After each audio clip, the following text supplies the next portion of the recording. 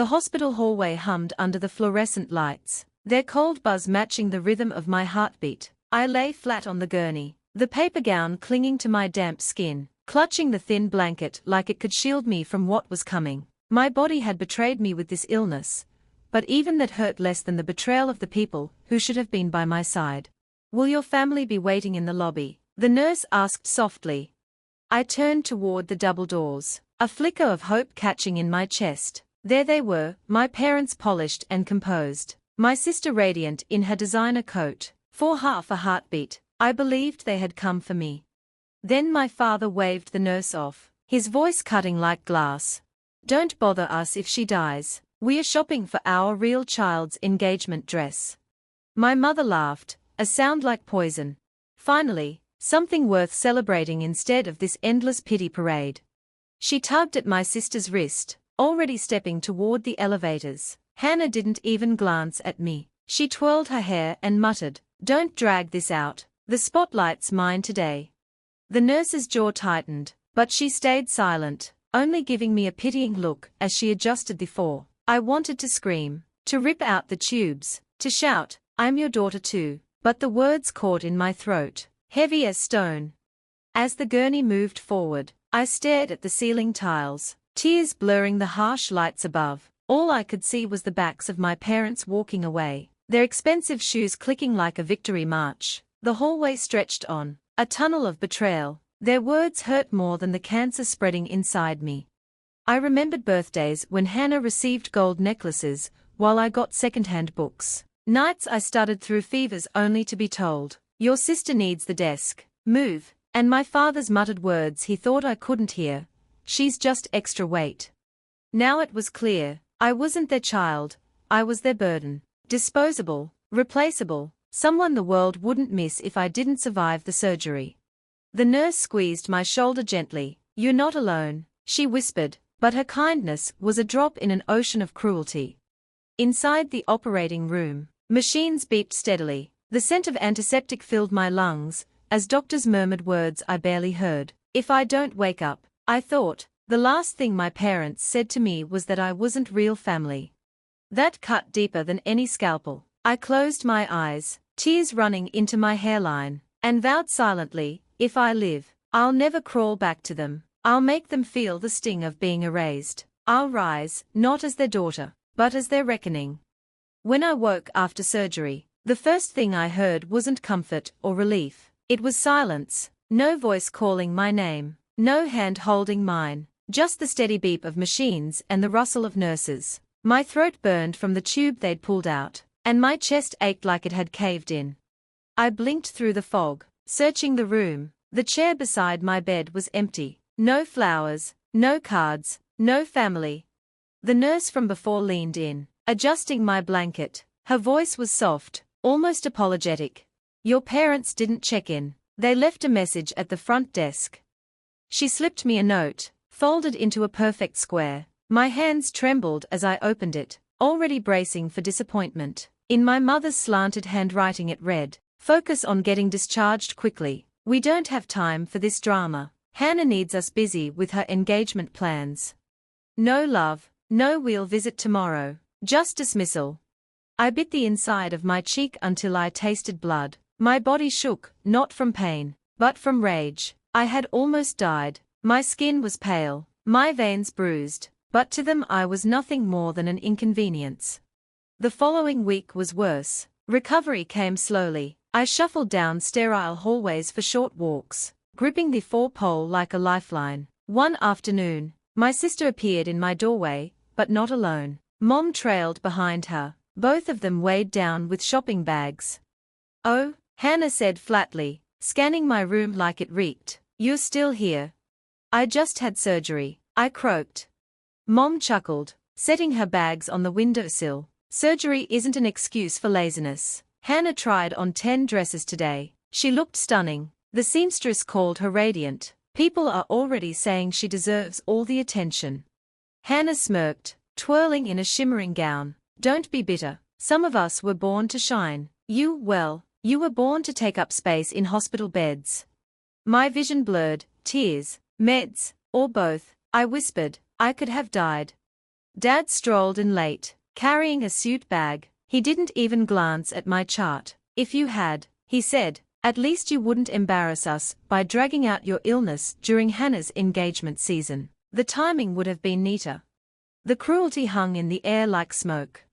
That night, I couldn't sleep. Even the morphine haze couldn't numb the raw wound in my chest. A wound their words kept reopening. They had stripped me of everything a daughter deserves: love, comfort, dignity. They wanted me gone so they could keep celebrating Hannah. But they had underestimated what cancer had given me: clarity. Facing death had burned away my fear. If I'd survived the knife and the tumor, I could survive without them, and more than survive, I could make them choke on the emptiness they left in me. As my strength returned, I began writing. Dates, comments, their dismissals, the nurse's testimony, the note Mom left. I requested my hospital records, the proof of their absence, the blank emergency contact line while I was under anesthesia. Each time a nurse shook her head at their neglect, I stored it away like ammunition. They thought Hannah's engagement would eclipse everything. They thought I'd vanish into the backdrop, while she glittered under the lights. But shadows aren't just absence, they grow. I chose silence over screaming. I chose strategy over begging. Their obsession, the hunger for image, status, admiration, would be the rope that strangled their pride. This time, it wasn't my life on the line, it was theirs. The day of Hannah's engagement arrived like a storm front. Thick, gold-trimmed invitations boasted of a union between two perfect families. My parents bragged about the catering, the musicians, even the imported wine. Not once had they mentioned my surgery, my limp, or the fact that I was still healing. To them, I didn't exist, but I made sure I would. In the weeks after leaving the hospital, I worked quietly, methodically, the same way cancer had spread through me. My plan crept into every corner of their glittering world. I didn't need fists or shouting. I had documents, I had witnesses, and, most of all, I had their arrogance, every cruel word, every absence, every dollar spent polishing Hannah instead of supporting me. The engagement party glowed under chandeliers that dripped crystals like frozen tears. Tables overflowed with roses, guests shimmered in sequins and tailored suits, cameras flashing like lightning. Hannah stood center stage in her white gown, smug and radiant, Mom beside her like a queen presenting her heir. Dad was at the edge of the room, shaking hands with business partners, talking loudly about family loyalty. I stepped inside just as the speeches began. For a heartbeat, the room fell silent. My hair had grown back enough to hide the scars. My dress was plain against their glitter, but I didn't need sparkle. I had the truth. Mom's smile cracked, then froze. "What are you doing here?" she hissed as I neared the stage. I raised the folder in my hand, its papers thick as bricks. The projector on the ballroom wall flickered to life, a slideshow cued by the reporter, who'd agreed to help me. The first slide, a scan of my hospital record, emergency contact, none provided. The next, the nurse's signed statement, parents refused contact, said they were shopping for their other child's engagement dress. A ripple went through the crowd, murmurs rose, glasses clinked nervously, the perfect image they'd built began to splinter. The next slide flashed, Hannah beaming in a boutique mirror, twirling in a gown. The timestamp glowed in the corner, the exact hour I was in surgery. Then came the note. Mom's handwriting scrolled across the page. "Focus on getting discharged quickly. We don't have time for this drama." Gasps rippled through the ballroom. A woman covered her mouth. Someone whispered, "Oh my God." Dad stormed toward the projector, his voice booming, "Turn this off, lies." But the next slide gutted him. A video clip, Hannah's own voice, bubbly on Instagram Live. "We told the nurse not to bother us with her surgery. Can you imagine? I had to pick a dress. This is way more important."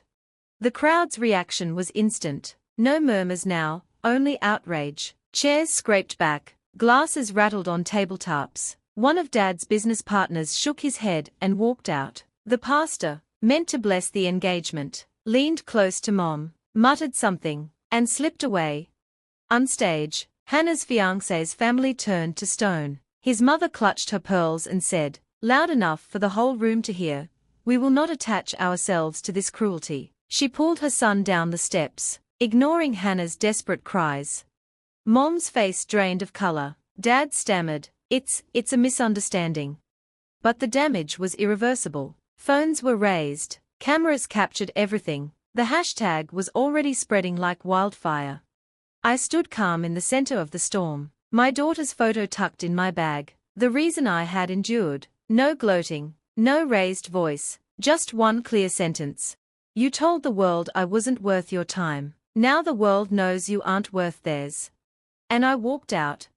By morning, it was everywhere, local news, social media, even national outlets hungry for scandal. The glamorous family, once praised for their values, was shredded for abandoning their own child on an operating table to shop for dresses. Dad's contracts evaporated. Mom was forced to resign from her charity board. Hannah's engagement collapsed overnight. For me, life wasn't suddenly easy. My body still ached. My future was uncertain, but I had something they could never claw back: dignity. That night, as I tucked my daughter into her crib, I whispered, "You'll never be disposable." Not to me.